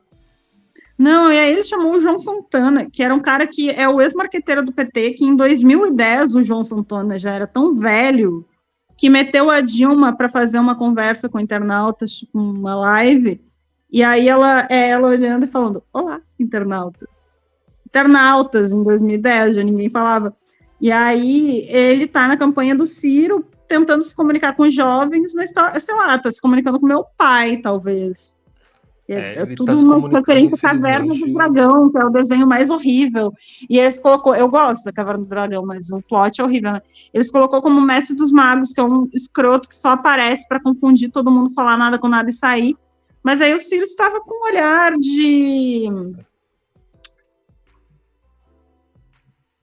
olhar de homem sedutor que ele tem, né? Aquele homem viril, direcionado. Da fala sedosa. A Tebet, não é sedoso, acho que ele é uma fala bem imponente. A Tebet estava com um olhar da Anitta. Aquele pique de sangue nos olhos, de quem está a fim de conseguir o que quer, porém com firmeza. E o Bolsonaro, gente, o Bolsonaro estava assado de Rivotril. Eu sou uma pessoa ansiosa, eu tomo muito benzodiazepínico, já tomei muito Rivotril e muito Frontal na minha vida. E o que acontece quando você toma muito benzo? Os seus olhos, eles têm uma caída. O homem Eles fazem um tava, tipo, movimento muito específico. do Rivotril. E quando é demais, você começa a dar uma enrolada na língua. Fala mais um E pouquinho mais devagar. e deu para ver que ele estava completamente assim no momento. E aí eu achei assim, o media trainer, o adestrador, né? Porque foi adestrador que o Bolsonaro passou. O adestrador do Bolsonaro está de parabéns, porque assim, o Bolsonaro foi muito bem no Jornal Nacional, porque ele só falou bosta. Mas ele falou com muita calma e muita convicção. Ele foi malandro, ele conseguiu ali no Jornal Nacional escapar de certas coisas e não ficar destemperado, que nem ele é. E no debate ele pegaram uma estava zarabatana muito bem. jogaram No uma debate zarabatana ele de estava Rivotril muito nele. bem, assim, no sentido de manter a calma. Só que aí o que aconteceu? A misoginia do Bolsonaro venceu o Rivotril. A misoginia venceu o Rivotril, porque aí foi só a Vera Magalhães. Se já falei mal, não falo mais. Obrigada, Vera. A Vera Magalhães meteu uma pergunta completamente sem ofensa, pessoal, e sem opinião. Ela só mandou assim: cobertura vacinal tá ruim, tá aqui os dados, o que você acha, Ciro? E o Bolsonaro foi para cima, escroto pra caralho, mostrou quem ele é, perdeu. Aí foi pro intervalo do debate, encheram o Bolsonaro de Rivotril de novo, deram 2 miligramas de Rivotril, Bolsonaro voltou completamente lento das ideias, foi perguntar sobre mulher para quem? Para o Ciro, porque ele não tem coragem de perguntar para Simone Tebet, porque ela ia destruir ele.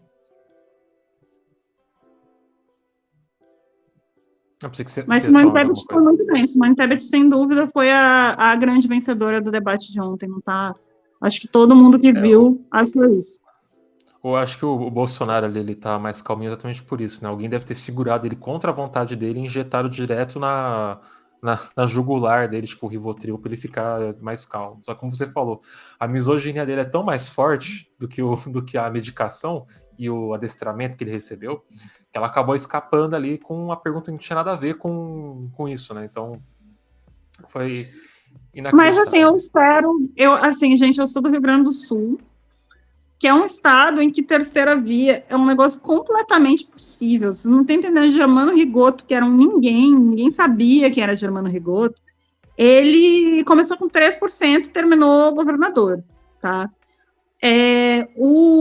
Tanto que o Germano está como consultor de campanha da campanha da Simone Tebet, para indicar como agir na terceira via. E, baseado em ontem, está sendo um bom consultor, né? A Ieda Cruzius, do PSDB, ganhou já a eleição no Rio Grande do Sul, tendo começado em terceiro. O José Ivo Sartori, que ninguém sabia quem era. O Rio Grande do Sul nunca reelegeu ninguém, né? Jamais. Aí, agora foi Eduardo Leite, que talvez seja o primeiro governador a se reeleger. Porque senão vai ser o Onix, né? E aí vai ser muito louco, porque o Rio Grande do Sul, apesar de dizerem que é um estado conservador, e é um estado super complexo, com um histórico de esquerda. O MST surgiu no Rio Grande do Sul, vocês sabiam? Em Nonoai, Rio Grande do Sul. Primeiras prefeituras do PT, Rio Grande do Sul. Rio Grande do Sul foi um dos primeiros estados a eleger um negro, que foi o Colares, que é do PDT, se eu não me engano. Elegeu uma mulher, que é Ieda Cruzes. Elegeu um gay, que é o Eduardo Leite. Só que o Eduardo Leite, quando foi eleito, ele não assumia que ele era gay. Agora, se ele for eleito, ele vai ser eleito assumidamente como gay. Então, quando o pessoal fala de Sul, e aí ficou com essa coisa de que o Sul é todo bolsonarista, e não sei o quê, Paraná, Santa Catarina, o Rio Grande do Sul é bem diferente disso. O Rio Grande do Sul é muito polarizado. O Rio Grande do Sul sim é polarizado. O Brasil não é polarizado, porque o Brasil, de um lado, você tem o Bolsonaro, do outro lado você tem a civilização. O Rio Grande do Sul é um estado muito politizado, muito polarizado, que as pessoas se envolvem bastante com política, elegem uma... Então, é bem diferente do resto. Tanto que o Lula já está ganhando no Rio Grande do Sul e tal. Algo muito específico, né, da região, do estado. E a Dilma fez a carreira política lá, o Brizola, o o Paim, o Pedro Simon, o Getúlio Vargas, mas também o Costa e Silva, o Médici e o Costa e Silva, o Médici, e qual era o outro ditador com nome, o outro ditador, todos foram ruins, mas foi o Costa e Silva, teve o Figueiredo, que era carioca, aí tinha o Médici, o Geisel, o Médici, o Geisel e o Costa e Silva, gaúchos. O Rio Grande do Sul é essa fábrica de ditadores, né?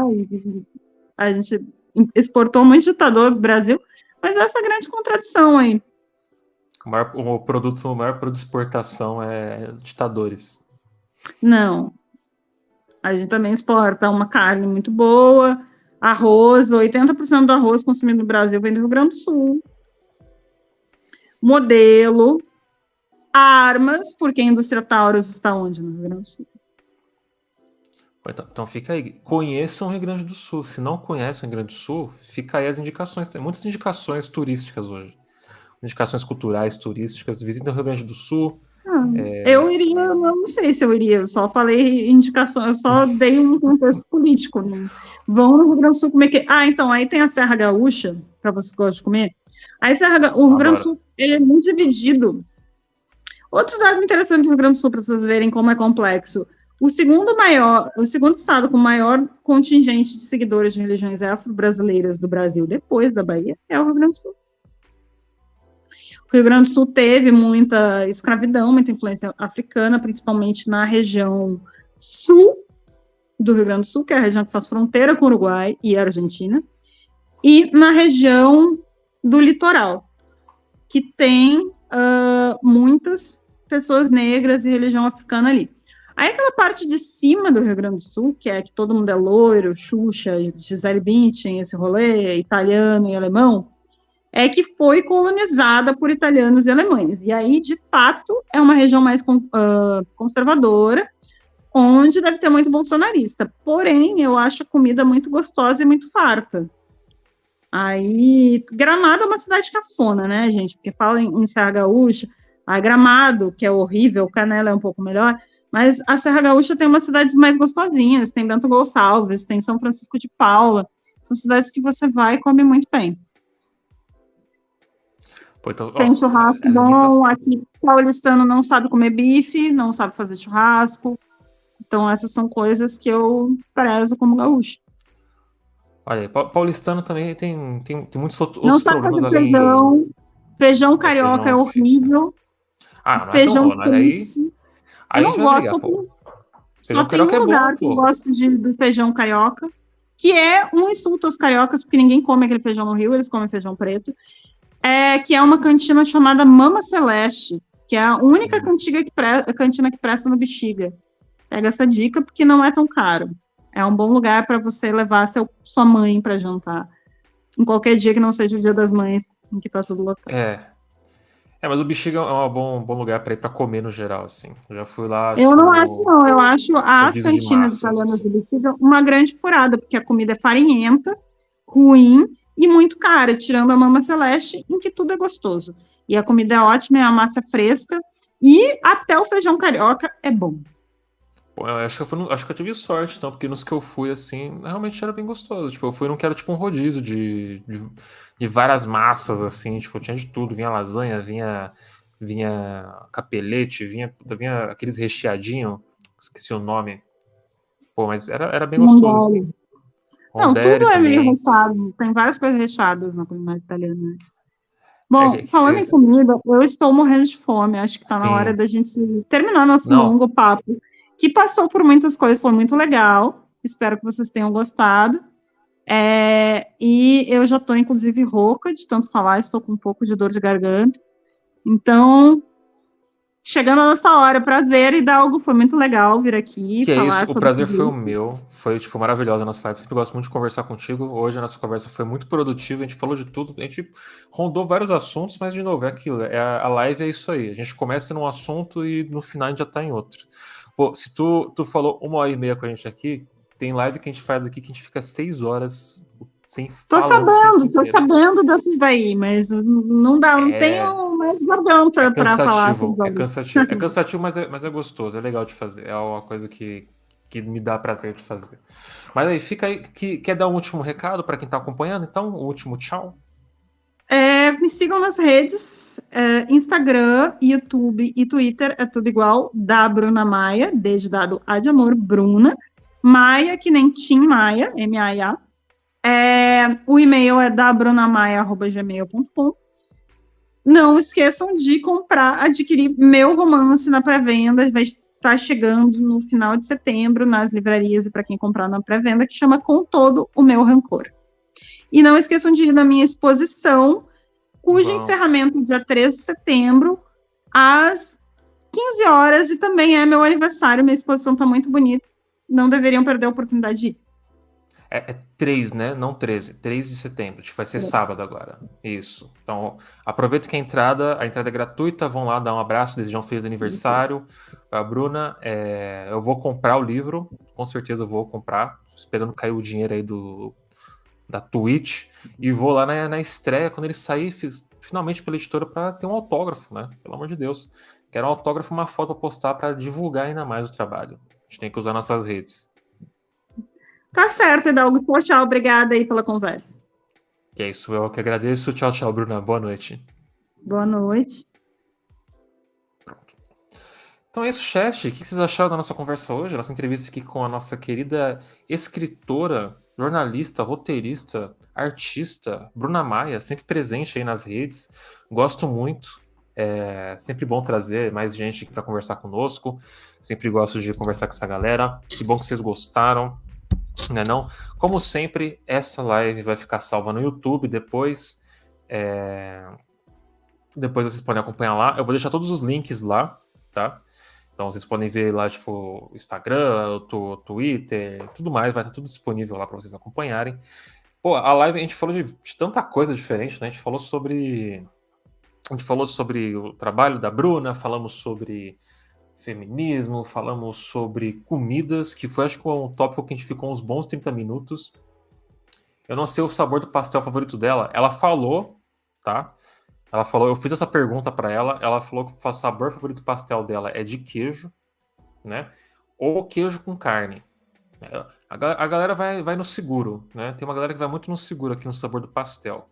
Eu acho que a gente tem que começar a incentivar aí as pessoas a saírem um pouco do molde, né? Mas, pô, pastel de queijinho com carninha é sempre bom, né não? Então, acho que é isso, chat.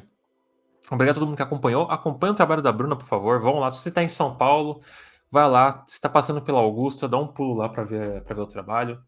Eu vou ver se eu consigo pular lá esse sábado. Acho que eu não vou ter nenhum compromisso esse sábado. Eu vou ver se dou um pulinho lá. Vou ver se eu levo um amigo meu junto. Vamos chamar a turma. Façam isso, vai ser um rolê interessante, vai ser legal, né não? Deixa eu só dar uma olhada aqui, chat.